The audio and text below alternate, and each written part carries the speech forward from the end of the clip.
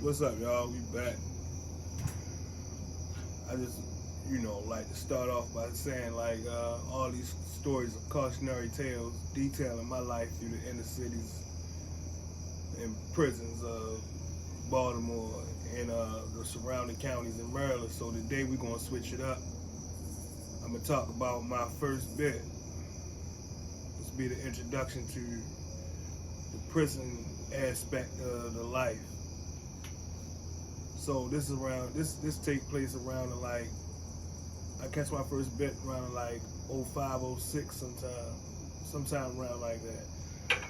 And back then in the Maryland system, they had this thing called boot camp.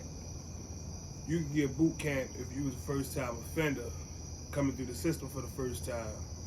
And they critiqued it to more the young offenders to try to give them a chance, and if it was really a good program if you could last through the boot camp experience. I say it was a good program because if you had I think it was 5 years and under. See, because I had 4 years. I had caught 4 years for distribution, and my record now I have over 20 something arrests, and that's nothing to be proud of. That's just saying that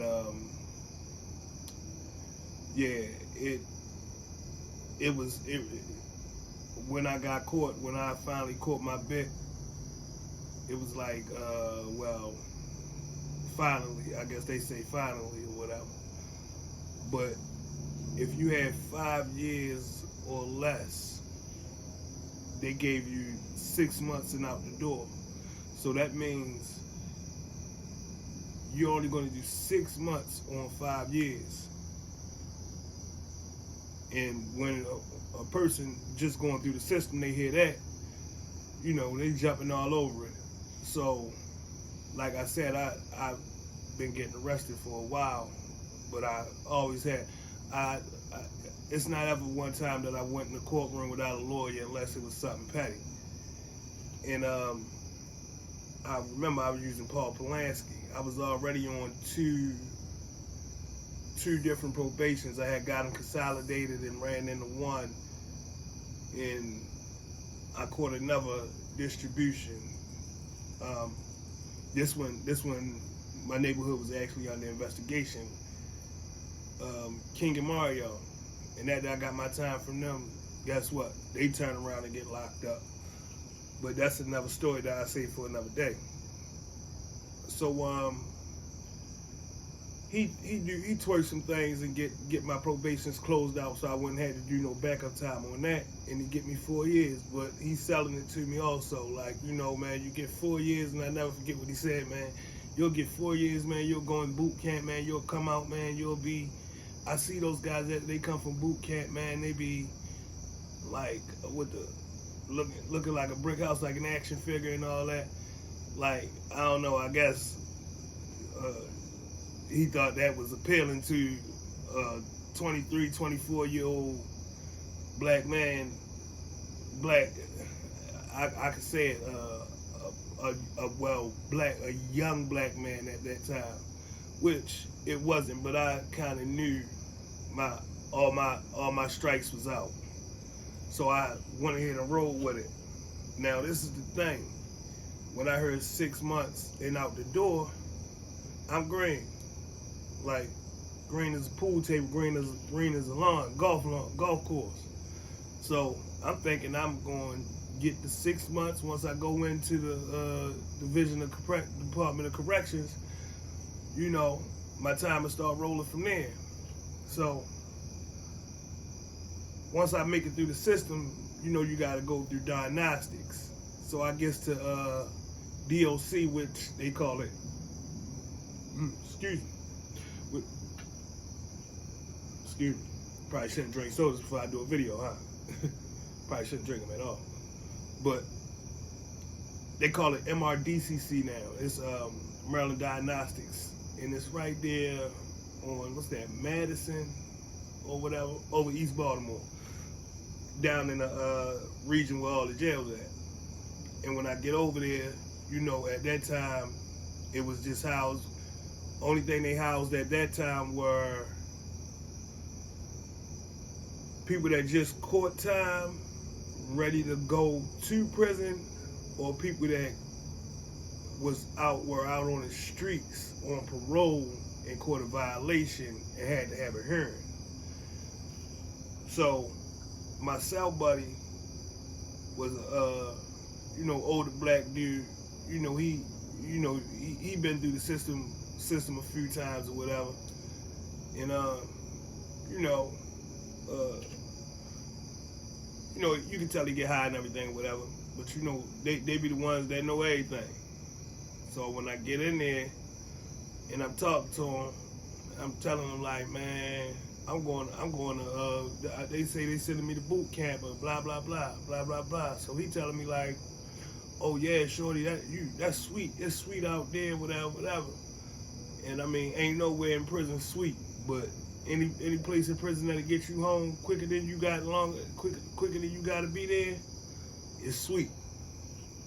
So back around this time, they used to do it like when they call you to pack up, and I be hearing like how a lot of other dudes in other states say you can sit at their reception center for a year, and no, they ain't playing that. If you are sitting there that long, more than likely you're on a working man's head, and that's where you'll be staying at because you got less than a year. I think it would be. I think like because you gotta have like a year and a day to actually go to prison. So however that works, whatever. So boom, they packed me up and everything. So when they packed me up, they got the list of where everybody going at on the table. So I see my cell buddy in the door, and he looking down. We slept on the top tier this time. So he looking down there like, Shorty, look on the paper and see where you going at. Now see, I ain't got to look on the paper for nothing because I'm going to boot camp. But see, that's what I mean. Green, not even knowing how the system works. You gotta wait till bed space open up. But that's not what I was told. And you know how I go. If you don't know how I go, the lawyer can tell you anything. So I do see my name on the paper, and I look, and when I look on it, it say ECI. All that is letters to me, and I'm trying to make sense out of ECI and boot camp. I'm like, well, that must be the boot camp of Eric's correctional institution or something. So I look up to him and I say, man, they sending me to ECI. I don't care what nobody say, man. Your first time going through that system, if a nigga say he ain't had butterflies, he lied. I don't care how tough you is, because it's all new to you. It's something that you never experienced. You don't know what's around the next corner. And when I tell him ECI, I see the look in his face. Man, I say the look on his face scared me because it was like we was smiling and laughing and joking. And when I say ECI, his face did a 180 turn on a dime, broke down. He said, Shorty, stop playing. Man, my heart skipped a beat. But see, this what happen when you out here in the streets and you break a law, so you gotta be ready for all that. And when he tell me stop playing, I asked him what that mean. He said they send you to ECI, Shorty. I said, yeah, so now I'm really nervous. He said, damn, Shorty. He said, they did you like that? Man, what the hell? He said, man, and the saying about ECI is only mothers and true lovers come over there to see you. Because it's so far from Baltimore City. you know, the city. It's about 3.5 hours or so. But on your first rodeo, that ain't what you trying to hear. So now, you know, my spirit's a little crushed. And yeah, they packed me up and they sent me to ECI. And they said they sent me to ECI because they don't got no bed space. They waiting on bed space. And I talked to my counselor. My counselor, that's basically what my counselor tell me. Like, you know, yeah, you approved to go to boot camp or whatever, but you know, unless the judge put that order in or whatever, like, it's just not like you automatically going there. But since, you know, I was saying about the boot camp and everything, and I did qualify for the program, they put me in for the program, man. And I get down Eastern Shore, man, and I tell you, walking across that compound is the worst smell you ever want to smell. Cause see, down in Eastern Shore, they got the chicken farms down there, Purdue, all that, man. If you ain't ever smelled chicken shit before, and I mean chicken shit in abundance, that's all you smell down there. And it was summertime, so you know it was jumping. But when I get down there, man,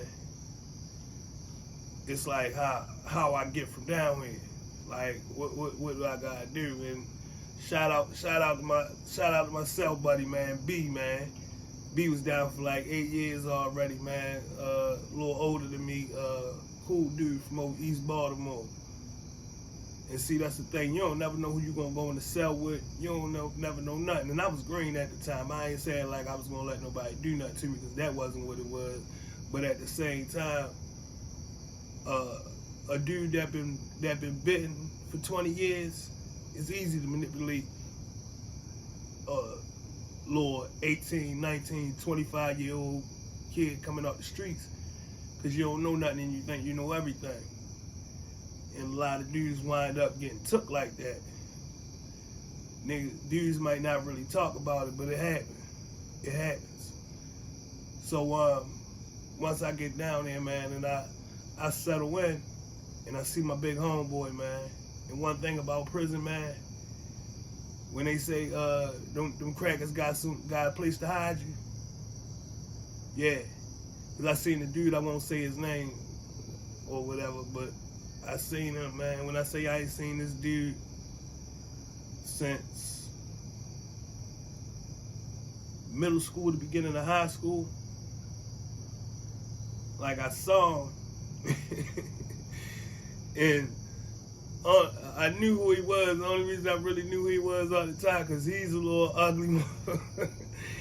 He a little ugly dude, man. So like, I mean, he know what it is. So I see him, I holler at him. Then I go to chow, and I see my older homeboy, and he tell me one thing. He said, man, don't be over there and taking nothing from nobody. I say, man, stop playing with me. He said, yeah. He say, beware of a free lunch. There's a hidden obligation. And like, pretty much, man, I kind of rolled it out. You know, I had no other choice. So I sat there for about 3 months, man, until they got my paperwork right, and I got a bed and everything. And I went to boot camp. And you know, that's when everything started. That's when it all started, man. But if you kind of like this video, how you know where it's going at or whatever, I continue. I tell more of the story after I got to boot camp and how shit got crazy. And I mean, it got crazy. And I say, man, it was like the streets, man. It was like the streets. That's all I can say, man. If you like this video, man, hit like, subscribe, you know, comment. I'll catch you on the next one, man.